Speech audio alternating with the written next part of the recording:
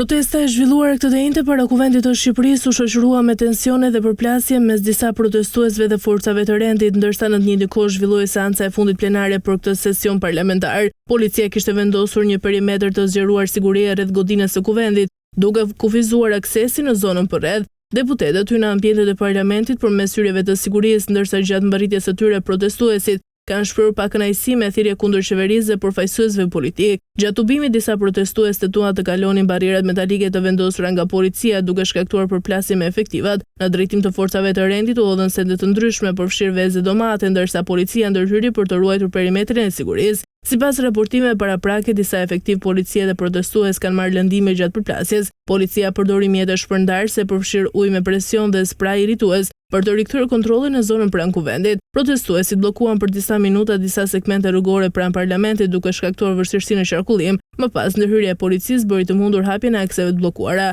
Ambasada e Shteteve të Bashkuara në Tiranë kishte këshilluar qytetarët amerikanë të shmangnin zonat ku zhvilloheshin protestat, duke paralajmëruar se tubimet masive mund të ndryshojnë shpejt karakter dhe të shoqërohen me kufizime të lëvizjes.